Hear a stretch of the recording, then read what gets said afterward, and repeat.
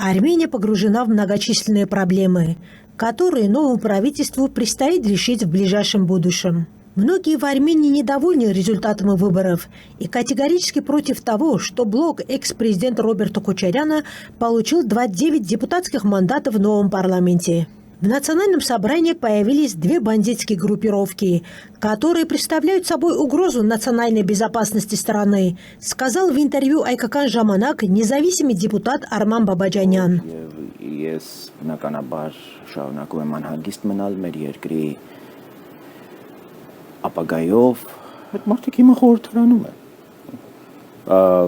Այդ մարդիկ ազգային անվտանգության սպառնալիք են, որոնք հիմա տեղ են գտել խորհրդարանում։ Դա բանդիտների, հանցագործների, ամբաստանյալների, քրեական հանցագործների մի հատ խումբ է։ Меня беспокоит будущее нашей страны. После выборов в парламенте появилась группа бандитов и преступников, которые представляют собой угрозу национальной безопасности страны. И раньше в парламенте были такие ужасные оппозиционеры, как Арташес Гегамян, Вазген Манукян. Однако такой позорной оппозиции у нас никогда не было. Роберт Кочарян со своей преступной бандой, не разорвавшиеся мины в недрах Армении. Чтобы вновь прийти к власти, они раздавали огромные деньги людям, однако у них ничего не получилось. Народ не забыл, какие преступления были совершены Кочарянами, сколько людей были убиты, эмигрировали из страны. Когда обвиняют Николу Пашиняна в подписании акта о капитуляции, хочу сказать, что во время войны я 2 раза встречался с Пашиняном. В ходе первой встречи он нам представил сценарий того, как остановить войну.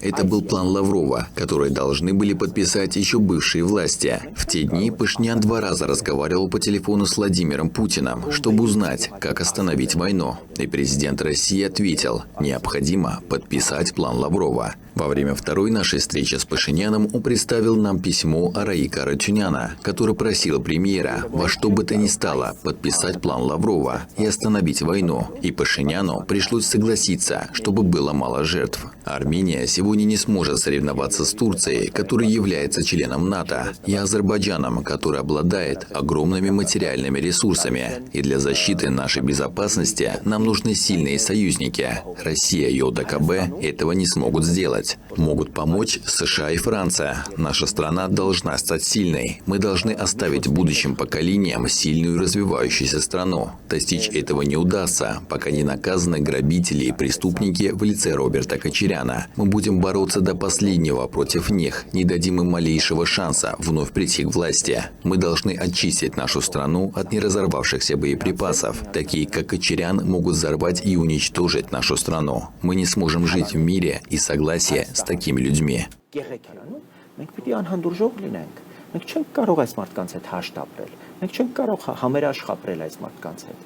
Между тем, с реваншистскими заявлениями продолжают выступать члены движения «Сосна Террер» Жерар Сефильян и ему подобные оппозиционеры.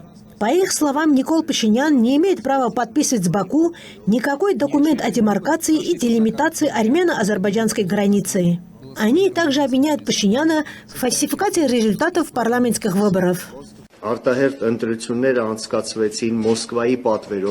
Внеочередные выборы прошли по заказу Кремля, и под его полным контролем было сформировано национальное собрание, состоящее полностью из прокремлевских сил.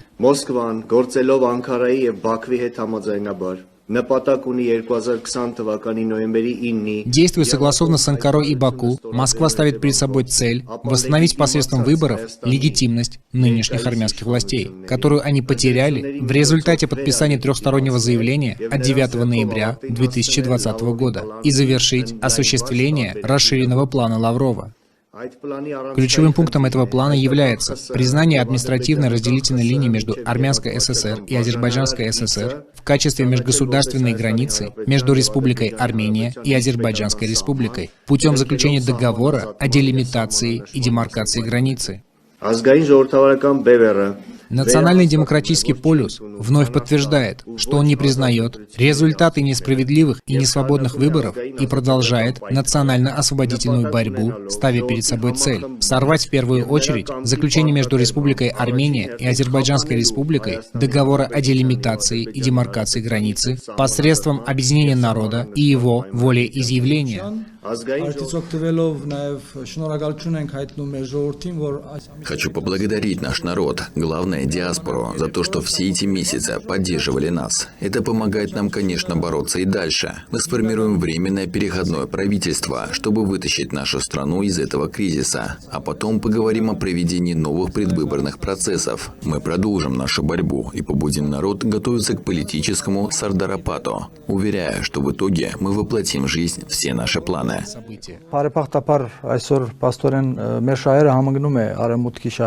К счастью, сегодня наши интересы фактически совпадают с интересами Запада. По этой причине мы непрерывно заявляем, что сегодня нашими главными союзниками могут быть Соединенные Штаты, Франция, Индия, Иран, Грузия и так далее. К счастью, нам повезло. Мы считаем, что в ближайшие десятилетия наши интересы будут совпадать с интересами перечисленных государств, в основном указывая на известный новый маршрут, который прокладывается из Индии, через Иран, Армению, я бы даже сказал, через Нахидживан. До этого Нахидживан должен быть нашим. Далее через Грузию, по Черному морю в Европу, как противопоставление восточному горизонтальному маршруту, который сегодня пытаются насильно открыть Турция и Россия. Наша главная задача — как можно скорее выйти из этих вассальных отношений, сформировать национальное руководство и начать проводить внешнюю политику, основываясь на принятии суверенных решений. Именно такое решение позволит нам выжить.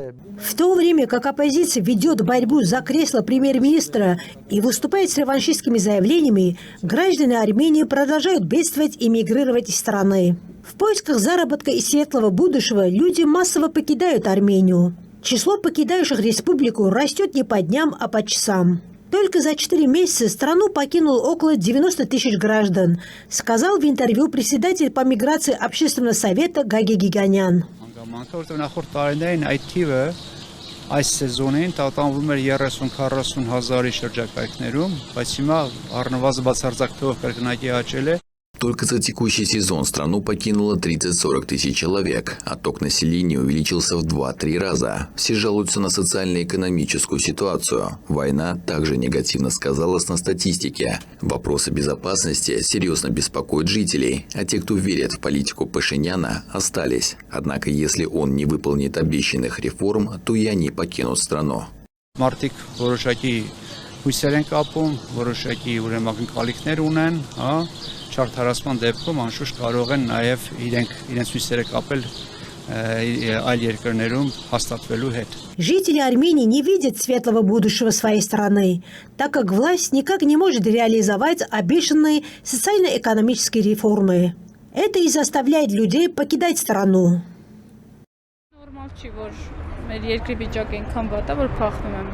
Ситуация настолько ухудшается, что все убегают из страны.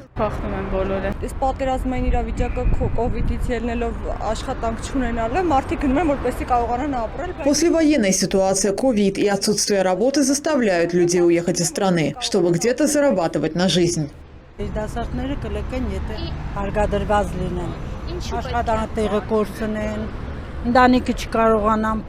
Уезжают, конечно, молодые, потому что здесь не могут содержать свои семьи.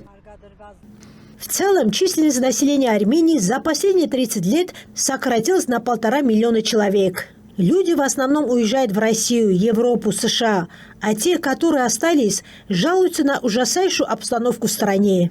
В частности, жители говорят о загрязнении рек Ухчучай.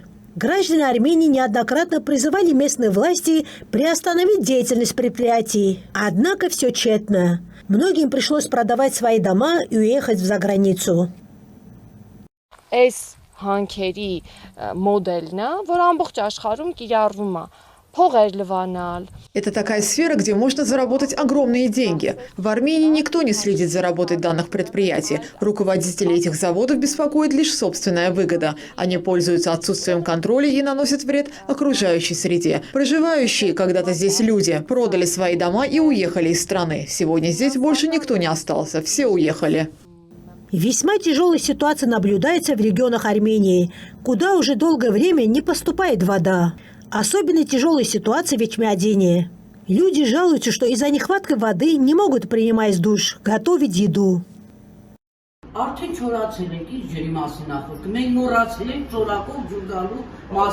Уже много лет в наши дома не поступает вода. Ситуация просто невыносимая. Из-за ужасного запаха невозможно просто зайти в блок. Хочу, чтобы наши власти узнали об этом и помогли. Это не жизнь, понимаете? Не можем ни душ принять, ни еду приготовить. Наша страна просто бесхозна. Кто что хочет делает. У нас нет будущего в этой стране. Есть только голодное будущее. Нет воды даже для сельскохозяйственных угодий. Жители деревень в гневе. Из-за отсутствия полива их урожай полностью сгорел на полях.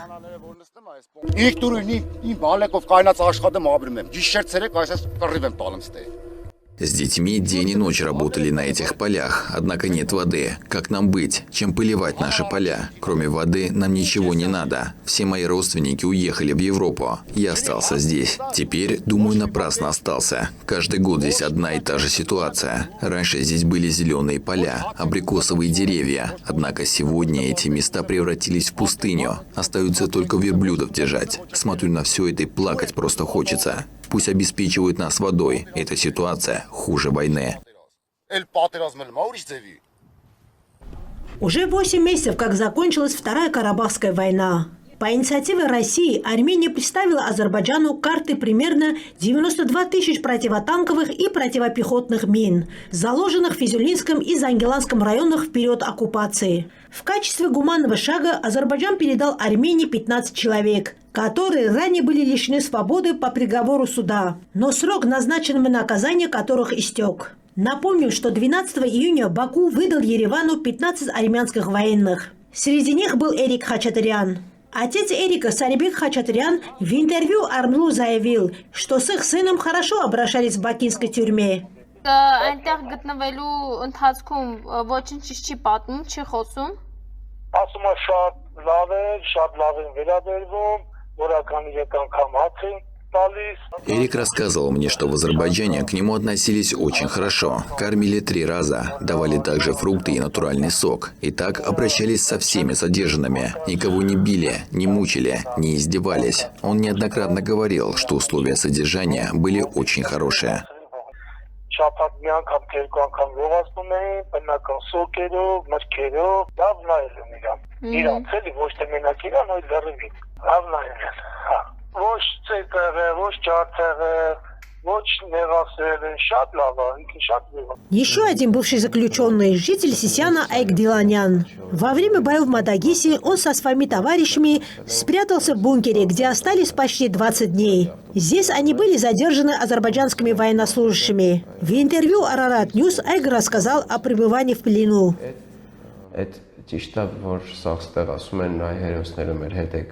Когда здесь говорят, что мы герои, я так не считаю. Мы обыкновенные люди, однако наша судьба сложилась не так, как мы этого хотели. Когда азербайджанский солдат нас нашел, я был ранен. Он сказал, чтобы мы вышли из бункера. Я с трудом поднялся наверх. Он спросил, плохо я себя чувствую? Я ответил, что да, не могу стоять на ногах. У азербайджанского солдата были лекарства, и он сделал мне обезболивающий укол. После нас отвезли в Баку. Хочу еще сказать, что все у нас там было хорошо. Когда обвиняют наше правительство в том, что наших ребят обменивают на карты минных полей, хочу сказать, разве это плохо? Ведь столько молодых парней вернулись домой, и их семьи теперь будут жить счастливо. Через какие страшные муки нам пришлось пройти во время войны, и поэтому сегодня должны подумать только об одном – как жить дальше и развивать нашу страну.